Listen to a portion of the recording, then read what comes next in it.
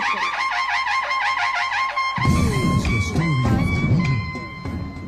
आदरणीय पवार साहेब, श्री श्रीनिवास पाटील साहेब, प्रांताध्यक्ष जयंतराव, ब्रजजंग अप्पा, अमोल दादा, रोहित दादा, माधवरावजी, आजम भाई, अजित गवाणे, महबूब शेख, सुनील गवाणे, विकास लवांडे, रविकांत वरपे, सुलक्षणाताई, इम्रान शेख, तुषार कामटे निंबाळकर, सुमनताई, सुधीर भाऊ, मानव कांबळे, मारुती भापकर, राहुलदादा भोसले, समीर मुसाळकर, वैशाली ताई घोडेकर, गीताताई मंचकर, विनय तापकीर, संगीताताई तामाणे, रवींद्र सोनावणे, संजय वाबळे, वसंत बोराटे, यश साने, अनुराधाताई गोफणे, चंद्रकांत वाळके, धनंजय भालेकर, निवृत्ती शिंदे, तानाजी खाडे, शशिकिरण गवळी, वैशाली उबाळे, शुभांगीताई, मंदाताई, नंदूतात्या शिंदे, धनाथर खेडेकर, संजय उद्वंत,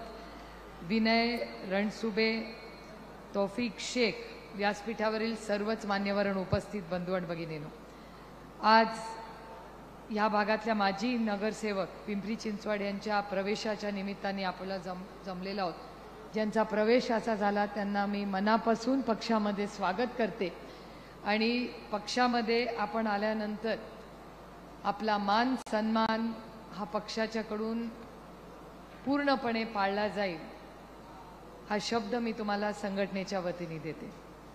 मी आज इथे आल्यानंतर पाऊसही होता, पण तरी एवढ्या मोठ्या संख्येने आपण उपस्थित राहिला याबद्दल आपले मनपूर्वक आभार मानते आणि ज्या प्रेमाने आणि विश्वासाने आपण अमोल दादांना निवडून दिलं त्याबद्दल तुमच्या सगळ्यांचे विनम्रपणे मनापासून आभार मानते। कारण का अमोल दादा म्हणले ही गोष्ट खरी आहे की वर्षापूर्वी ज्या काही घटना आपल्या आयुष्यात घडल्या तेव्हा पक्ष चिन्ह सगळंच ते घेऊन गेले होते। आपल्याला शून्यातून आपलं आयुष्य सुरू करायचं होतं, पण आज संघटनेच्या ताकदीवर राष्ट्रवादी काँग्रेस पक्षाचे 1, 2 नाही 8 खासदार महाराष्ट्राच्या वतीने निवडून गेले ही आपल्या सगळ्यांसाठी खूप एक अभिमानाची आणि आनंदाची गोष्ट आहे। मगाशी अमोलदादांच्या भाषणामध्ये लोकशाहीबद्दल अमोलदादा आपण बोलत होता। रोहितदादांच्याही भाषणाच्या वेळेस मी आले तेव्हा मी थोडे काही ऐकलं। आज एक गंमत झाली खरं तर। आज योगायोगाने इथे यायच्या आधी DPTCची मीटिंग होती आणि एक लोकशाहीचा एक वेगळा अनुभव तिथे मला। आम्ही तिथे DPTCच्या मीटिंगला मी आज शिरेस्तोवर आदरणीय पवार साहेब, अमोलदादा सगळे बसलेले होते आणि त्याच्यानंतर पालकमंत्री तिथे आले।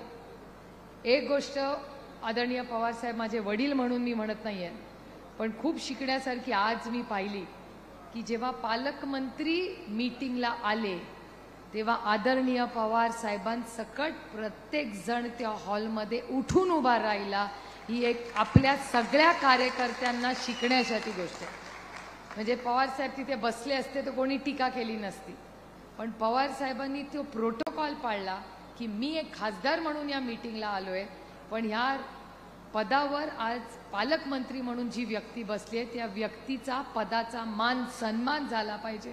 ही कैलासवासी यशवंतराव चव्हाणांची शिकवण आहे। हे राष्ट्रवादी काँग्रेस पक्षाचे संस्कार आहेत आणि हे प्रत्येक कार्यकर्त्याला माझ्यापासून सगळ्यांनी याची नोंद घेतली पाहिजे। त्यानंतर बरेच चर्चा झाली। निधीवरनं काही मागण्या अमोलदादांनी मी केल्या आणि हे होत असताना काही प्रश्न आदरणीय पवार साहेबांनी एक प्रश्न विचारला की हा निधी जो वाटप होतो त्याचा प्रत्येक तालुक्यामध्ये कसा वाटप होतो। तर कलेक्टर तिथे बसले होते, ते म्हणाले की हा निधी वाटप तालुका वाईज मला सांगता येणार नाही, मला थोडासा अभ्यास करून तुम्हाला सांगता येईल। साहेब म्हणाले ठीक आहे सांगा आम्हाला। पण त्याच्यानंतर माननीय पालकमंत्र्यांनी एक कागद काढला आणि आम्हाला असं सांगण्यात आलं की एक GR आहे या राज्यामध्ये आणि त्या GRच्या नियमाप्रमाणे आमदार खासदार हे या मीटिंगमध्ये जे येतात ते पाहुणे म्हणून इन्व्हायटी म्हणून येतात, त्यांना इथे निधी मागायचा किंवा बाकी मतदान करायचा वगैरे काही अधिकार नाही। तर खरं तर तुम्ही फार प्रश्न विचारताय, पण हा अधिकार तुम्हाला नाही, तो कमिटी मीटिंगला अधिकार आहे। आता ज्या लोकशाहीबद्दल आम्ही का तुम्हाला वारंवार म्हणतो की हे संविधान बदलायचंय, त्यांना दडपशाही आणायची आहे, ह्याचं जिवंत उदाहरण आज होतं. BPTC मध्ये आम्हाला सगळ्यांना आमंत्रित केलेलं आहे. माझ्याकडे त्याचा GR आहे. GR मध्ये आमंत्रित व्यक्तीला बोलण्याचा, मत मांडायचा अधिकार आहे. तो GR माझ्या फोनमध्ये आता आहे. दुर्दैव, वाईट एका गोष्टीचं वाटलं आणि हे माझ्या ध्यानीमनीच आलं नाही. प्रेसवाल्यांनी मला प्रश्न विचारला की आदरणीय पवार साहेबांनी निधीबद्दल प्रश्न विचारला आणि नंतर राज्य सरकारने GR दाखवला, म्हणजे बोलायचं का नाही आम्ही मीटिंगमध्ये.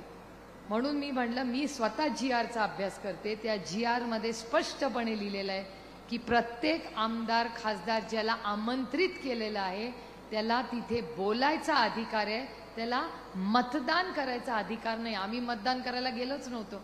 मग आम्हाला सांगण्यात आलं की आम्ही खरं कमिटी असते आणि आम्हाला तिथे आमंत्रित केलंय. मग प्रोटोकॉलप्रमाणे आम्हाला मागे बसवा पुढच्या मीटिंगला आणि जे कमिटीवाले त्यांना पुढे बसवा. पण ज्या पद्धतीने आदरणीय पवार साहेबांनी फक्त निधीचा प्रश्न विचारला त्याला उत्तर आम्हाला GR दाखवण्यात आलं. मग आम्ही मनमोकळेपणे प्रश्न नाही विचारायचे. 23 लाख लोकांनी अमोल दादांना मला निवडून दिलंय. तुम्हाला वाटत नाही की आम्ही सरकारच्या जर मीटिंगमध्ये गेलो तर आम्ही प्रश्न नाही विचारायचे? तुम्ही प्रश्न विचारण्यासाठीच आम्हाला निवडून दिलाय का गप्प बसण्यासाठी निवडून दिलाय, हा निर्णय तुम्ही घ्यायचा. ही एक सशक्त लोकशाही आहे आणि एका लोकशाहीमध्ये प्रत्येकाला मत मांडायचा आणि प्रश्न विचारायचा अधिकार आहे. आणि रोहित जसं म्हणला तसं ह्याच्यासाठीच हे जे लोकशाहीचा आवाज दाबण्याचं काम हे सरकार करतंय, त्याच्या विरोधात आपली लढाई आहे. आणि ते सातत्याने म्हणतात की नॅरेटिव्ह बद्दल खोटं बोलतो. मी रामकृष्ण हरी आहे. मी रोज माझ्या पांडुरंगाला उत्तर देते, बाकी काही करीन पण खोटं बोलणार नाही. त्याच्यामुळे ह्या सगळ्यांमध्ये ज्या पद्धतीने संविधान बदलायचंय का माझा आरोप आहे भारतीय जनता पक्षावर. हो, तुमचे खासदार म्हणाले, मी माझ्या कानांनी पार्लमेंटमध्ये ऐकलंय की आम्ही 400 पार होणार आणि या देशाचं संविधान बदलणार. हे मी म्हणत नाहीये, भारतीय जनता पक्षाचे खासदार म्हणलेले आहेत. त्याच्यामुळे हे जे म्हणतात ना फेक नॅरेटिव्ह, काही नाही. मी माझ्या कानाने ऐकले, सगळ्या चॅनलवाल्यांनी टीव्हीवर दाखवले. कुठलंही नॅरेटिव्ह खोटं नाही आहे. महागाई, परवा मी म्हणजे अमोलदादा डॉक्टर आहेत, त्यांची माफी मागून मी हे म्हणते की परवा मला कोणीतरी सांगितलं हे सरकार MBBS आहे. मी म्हटलं MBBS म्हणजे डॉक्टर होतो. म्हणले डॉक्टर नाही ताई, MBBS म्हणजे महागाई, बेरोजगार, भ्रष्टाचारी सरकार, असं हे सरकार आहे. म्हणून आपल्याला हे सरकार बदलायचं. त्याच्यात आमचा वैयक्तिक काय, अमोल दादा तर पुढच्या महिन्यापासून राज्याच्या दौऱ्यावर आहेत, मी आहे. आम्ही दोघं तुम्ही सगळ्यांनी आमच्यासाठी इतके कष्ट केले, त्या तुम्ही जे कष्ट केले त्याच्यापेक्षा गुंजभर जास्त बजरंग अप्पा, मी आणि अमोल दादा करू. आणि महाराष्ट्रात जास्तीत जास्त आमदार हे महाविकास आघाडीचे आणून एक आपलं हक्काचं सरकार आपल्याला ऑक्टोबरमध्ये आणायचं आहे. आणि महाराष्ट्राचा स्वाभिमान, महाराष्ट्राची आन बान आणि शान ही आपल्याला पुन्हा एकदा स्वाभिमानाने दिल्लीच्या समोर आपल्याला उभं राहायचं. त्यामुळे आज खरं तर मी बोलणार नाही, कारण का 8 वाजलेले आहेत. 2-3 भाषणं अजून आहे, उशीर झालेला आहे. मला या गोष्टीची जाणीव आहे की महिलांनाही स्वयंपाक वगैरे बरीच वेळ असते. आता जेवण ठेवलंय का माहिती नाही, मला घरी स्वयंपाक याची जाणीव मला आहे. त्याच्यामुळे मी फार वेळ आपला घेणार नाही. पण पिंपरी चिंचवड मध्ये आज बऱ्याच दिवसांनी येण्याचा योग आला. आपण सगळ्यांनी जो उत्साह लोकसभेत दाखवला त्याच्यात सातत्य ठेवून राज्याची सेवा करण्यासाठी आपण पूर्ण ताकदीने 8 खासदार आलेत म्हणून हवेत जायचं नाही. 8 खासदार निवडून आलेत म्हणून आणखीन जबाबदारी वाढली आहे. जमिनीवर राहून पूर्ण ताकदीने आपण सगळे मिळून पुन्हा एकदा महाविकास आघाडीचं तुमचं हक्काचं सरकार महाराष्ट्रात आणूया. आज सगळ्या टीमनी आदरणीय पवार साहेबांबरोबर अनेक वर्ष काम करणाऱ्या सगळ्या पदाधिकाऱ्यांचा जो सन्मान ठेवला, त्या सगळ्या पदाधिकाऱ्यांच्या समोर मी नतमस्तक होऊन तुम्ही चांगल्या वाईट काळात संघटनेबरोबर राहिला याबद्दल मनपूर्वक आभार मानून आपली रजा घेते. जय हिंद, जय महाराष्ट्र, जय आघाडी, रामकृष्ण हरी. महासंसद आदरणीय सुप्रियाताई सुळे यांचे मी मनपूर्वक आभार व्यक्त करते.